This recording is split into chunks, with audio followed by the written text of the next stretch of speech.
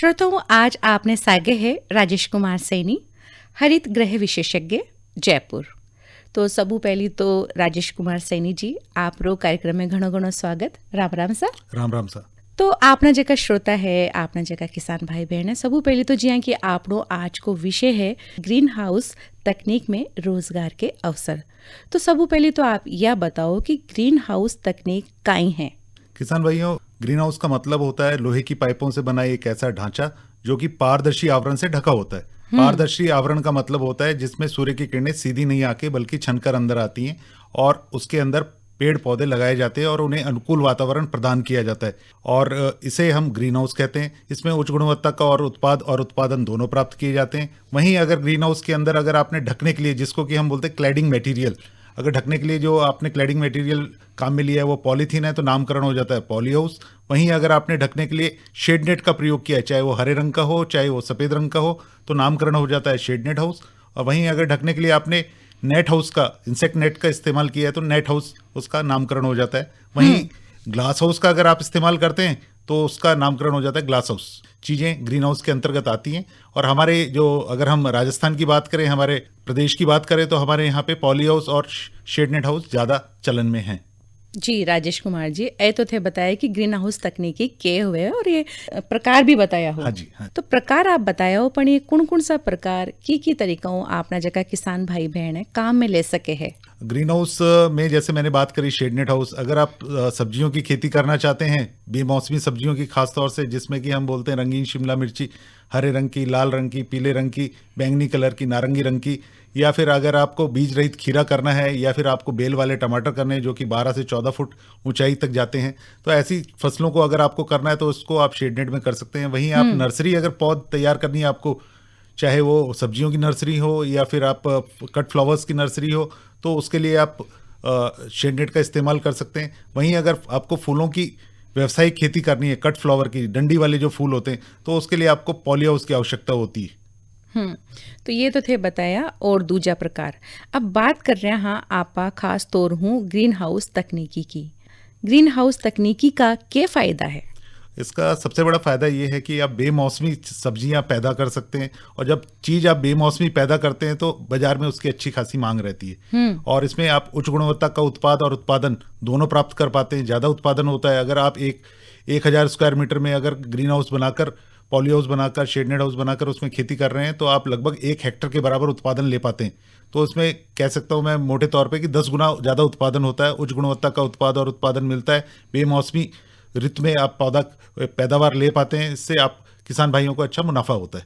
और दूसरा क्या है कि आमतौर पे हम कहते हैं कि परंपरागत जो खेती है वो घाटे का सौदा रही है। लोग, जो युवा वर्ग है, जो किसान का बेटा किसान नहीं बनना चाहता, ये एक विडंबना है। परंतु जब से ये हाईटेक खेती आई है, जो कि poly house, shade net house और ये जो ग्रीन हाउस की तकनीक आई है, तब से लोगों का रुझान इसकी और बढ़ा है और लोग इस पे खेती कर रहे हैं और अच्छा मुनाफा कमा रहे हैं। इसमें आपको अगर विपरीत कंडीशन है, जैसे हम कहते हैं कि राजस्थान हमेशा जाना जाता है तेज गर्मी के लिए, तेज सर्दी के लिए, दोनों ही हमारे यहाँ पर समस्याएं हैं। उस ऐसे समय में हम क्या कर सकते हैं, इसमें जो पैदावार लेते हैं उसमें हम अनुकूल वातावरण तैयार कर पाते हैं। पॉली हाउस के अंदर क्या होता है कि अंदर कुछ फवारे लगे होते हैं, छत के ऊपर फवारे लगे होते हैं, उसको हम रूफ टॉप स्प्रिंकलर्स कहते हैं, और इनको चलाकर हम अपनी ग्रीन हाउस के अंदर ठंडक पैदा कर सकते हैं। वहीं अगर पॉली हाउस के अंदर के फवारे देखे जाते हैं तो उसको हम फॉगस बोलते हैं, 4 मुंह वाले या 2 मुंह वाले फॉगस, जिनसे हम मिस्टिंग करते हैं। बहुत बारीक बूंद होती है, बारीक फुहार दी जाती है एक तरह से, जिससे रिलेटिव ह्यूमिडिटी बढ़ जाती है और तापमान कम हो जाता है। वहीं बूंद बूंद सिंचाई तंत्र के लिए हम लोग ड्रिप का भी इस्तेमाल करते हैं। और साइड में इनके जो हैं कर्टेन लगे होते हैं, पर्दे लगे होते हैं, समय पे उसको खोला जाता है सुबह के समय, ताकि ताज़ा हवा अंदर आए। अंदर आने के बाद हवा गर्म हो जाती है और गर्म होने के बाद, जैसा कि हम जानते हैं, हवा हल्की हो जाती है और ऊपर की तरफ बढ़ती है, और ऊपर जो वेंट होता है, रोशनदान होता है ग्रीन हाउस के अंदर, वहां से वो बाहर आ जाती है। इस तरीके से हम उसमें वातावरण को नियंत्रित करते हैं गर्मियों के समय में। वहीं अगर सर्दियों की बात करें तो सर्दियों में हम लोग ये पर्दे जो हैं, साइड के जो पर्दे हैं, वो सुबह लगभग 9-10 बजे के आसपास खोलते हैं और शाम को जल्दी 3-3:30 बजे इसको बंद कर लेते हैं, ताकि गर्मी अंदर बनी रहे और पाले से, प्रकोप से हम हमारी फसल को बचा पाते हैं और अंदर का तापमान बाहर के मुकाबले ज़्यादा रख पाते हैं। कौन कौन सी फसलें की बुआई आप कर सका हाँ? ग्रीन हाउस में जैसा कि आपने कहा कि मैंने आपको बताया कि ये बेमौसमी सब्जियां लगा सकते हैं हम, जिसमें रंगीन शिमला मिर्ची लगा सकते हैं, टमाटर की जो पौध और पैदावार ले सकते हैं, और इसके अलावा हम बीज रहित खीरा, जो कि प्रदेश में आज काफ़ी तादाद में उगाया जा रहा है और किसान भाई उससे अच्छी पैदावार भी ले रहे हैं। और खीरे की फसल जो है वो लगभग 3.5 से 4 महीने की फसल होती है। वहीं अगर हम टमाटर की बात करें तो ये टमाटर की जो फसल है 6 से 8 महीने की होती है।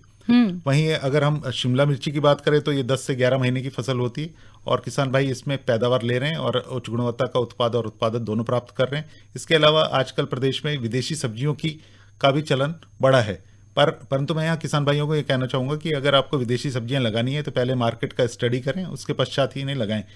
विदेशी सब्जियों में आप लेट्यूस की खेती, parsley, Chinese cabbage, red cabbage, broccoli, ये सब कर सकते हैं अपने इलाके में। और जो किसान भाइयों के जो खेत हैं जो शहरों के नज़दीक हैं, जहाँ पे टूरिज़्म अच्छा है, वहाँ पे इस प्रकार की चीज़ों की पैदावार करके अच्छा मुनाफा कमाया जा सकता है। राजेश जी, ग्रीन हाउस का बारे में आप बता रहा हो तो इनमें आप चौकी जो विदेशी फसला की उपज है वह भी आप प्राप्त कर सका, और आगे चौकी संभावना है इनमें, और वर्तमान में दिख भी रही है आपने कि चौकी संभावना है। तो कहीं या जो ग्रीन हाउस तकनीक है इनमें जो अपना युवा साथी है जो बेरोजगार है, हाँ जी, तो बाने कोई रोजगार भी प्राप्त हो सके है? किसान भाइयों को मैं ये बताना चाहूँगा कि भाई ग्रीन हाउस लगाकर आप स्वरोजगार की तरफ पहला कदम बढ़ा सकते हैं। यहाँ पे जैसे ही आप ग्रीन हाउस लगाते हैं तो रोजगार के अवसर के द्वार खुल जाते हैं। जैसे ही ग्रीन हाउस आपको लगाना है तो उसके लिए जो ढांचा है उसके लिए फैब्रिकेटर्स की आवश्यकता होती है, फैब्रिकेशन का काम किया जाता है, उसमें आपको रोजगार की संभावनाएं।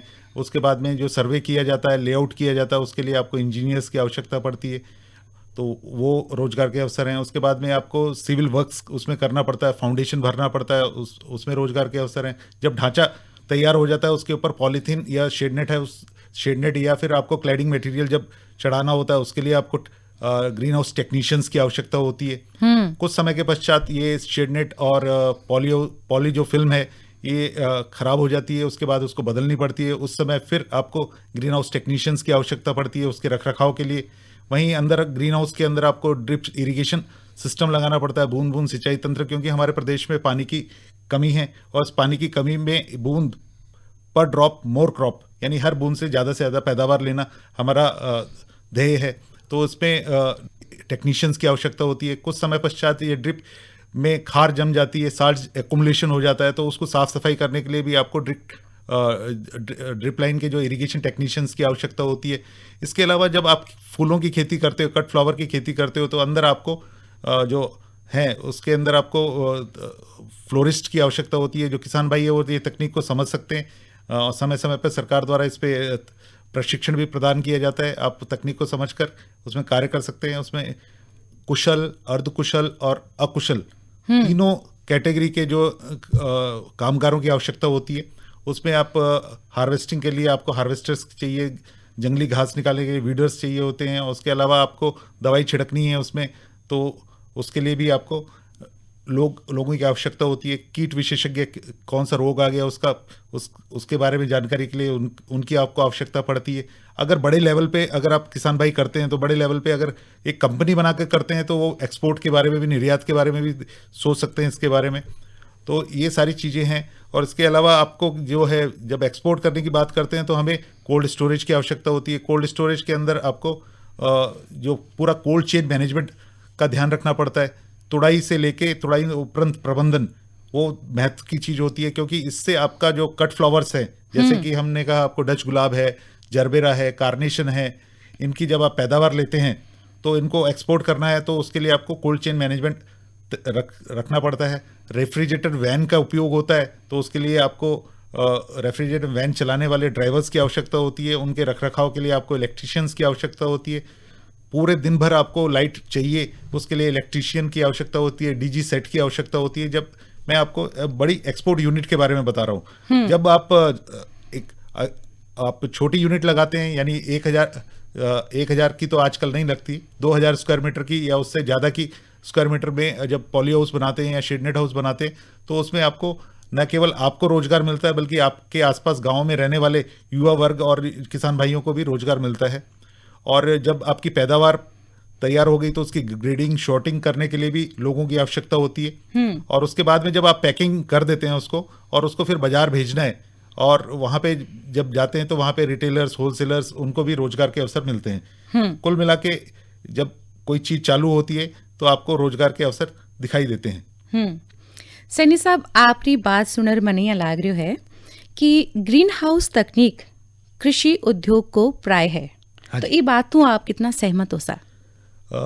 आने वाला जो समय है या जो चल रहा है समय है वो हाईटेक का समय है और आज नहीं तो कल हमारे कृषक भाइयों को इसको और आना पड़ेगा। और काफी जो कृषक भाई हैं उन्होंने पहले ही इस ग्रीन हाउस की और अपना रुख कर लिया है और इसमें अच्छा कार्य कर रहे हैं। और ग्रीन हाउस के साथ साथ क्या होता है कि ग्रीन हाउस में आप नर्सरी का भी काम कर सकते हैं, हाईटेक नर्सरी बना सकते हैं। उसमें आप सब्जियों की पौध तैयार कर सकते हैं, कट फ्लावर की पौध तैयार कर सकते हैं, उनको मार्केटिंग कर सकते हैं, उससे अच्छा मुनाफा कमा सकते हैं। और कुछ इलाकों में ये देखा गया है कि आपकी जो जमीन है बंजर है या मान लीजिए पहाड़ी इलाके में आपकी जमीन है तो पूर्व में क्या था कि अगर जमीन खराब जगह है तो आप खेती नहीं कर सकते। परंतु ये ग्रीन हाउस टेक्निक ऐसी टेक्निक है, इसमें आप अगर बेकार जमीन है या बंजर जमीन है या फिर आपकी पथरीली जमीन है तो भी वहां पे आप हाइड्रोफोनिक की सहायता से टेक्नोलॉजी को अपनाकर उसमें खेती कर सकते हैं। अब हाइड्रोफोनिक्स तकनीक का मतलब होता है मृदा रहित खेती। इसमें क्या होता है कि आप मिट्टी को छोड़कर बाकी माध्यम के अंदर जो मीडिया होता है उसके अंदर आप खेती करते हैं, जैसे कि कोकोपिट हो गया, आपका परलाइट हो गया, वर्मिकुलाइट हो गया, ग्लासवूल में पूर्व में खेती की जाती थी लेकिन उसमें ज्यादा सफलता नहीं मिली। भारत में जो अभी जो हाइड्रोफोनिक्स पे ज्यादा इस्तेमाल किया जा रहा है वो है आपका कोकोपिट का इस्तेमाल हो रहा है, परलाइट वर्मिकुलाइट को यूज कर रहे हैं और अच्छा किसान भाई अच्छा मुनाफा कमा रहे हैं। क्योंकि मिट्टी रहित जब खेती होती है तो मिट्टी जनित रोग जो होते हैं, मृदा जनित रोग जो होते हैं, जैसे सूत्रकृमि जो है, नेमेटोड्स आज की तारीख में हमारा सबसे बड़ा दुश्मन है प्रोटेक्टेड फार्मिंग में। जब आप हाइड्रोफोनिक करते हैं तो इससे आपको काफी हद तक निजात मिल जाती है, छुटकारा मिल जाता है। तो इस तरीके से आप आगे बढ़ सकते हैं। हाइड्रोफोनिक एक्सपर्ट्स की आपको आवश्यकता पड़ती है। हाइड्रोफोनिक्स में क्या होता है कि आपको जो विदेशी सब्जियां हैं वो आप लगा सकते हैं, लेट्यूस लगा सकते हैं, Chinese cabbage, red cabbage, parsley वगैरह लगा सकते हैं। इसके अलावा आप कलर्ड कैप्सिकम लगा सकते हैं, टमाटर लगा सकते हैं और साथ ही कट फ्लावर जैसे डच गुलाब, जरबेरा, कार्नेशन वगैरह भी आप इसमें कर सकते हैं। और इसमें एक सिस्टम होता है इन लूप फर्टिगेशन, जिसमें कि क्या होता है कि आपको फर्टिगेशन एक तकनीक है जिसमें आप पानी के साथ पानी में घुलनशील उर्वरक जो वाटर सॉल्युबल फर्टिलाइजर्स है वो मिलाकर आप देते हैं और इसको वापस जो एक्सेस जो 10% एक्सेस दिया जाता है, अगर आपको ज़रूरत है 100 लीटर की तो आपको 110 लीटर देना पड़ता है और जो 110 लीटर है उसको वापस आप काम में लेते हैं, तो इसको हम इन लूप फर्टिगेशन कहते हैं। और दूसरे में विदाउट लूप में क्या होता है कि आपको 110 आपने लिया तो 10% आपका लूज हो गया, तो उसको पुनः वापस काम में नहीं लिया जाता। इनके आपस में एडवांटेज और डिसएडवांटेज होते हैं। तो ये थोड़ी तकनीकी बातें होगी किसान भाइयों, और चीज़ें बदल रही हैं। लोग अब हाइड्रोफोनिक्स की तरफ भी हमारे प्रदेश के किसान भाई हैं और जो युवा पीढ़ी है वो इसकी तरफ अग्रसर है।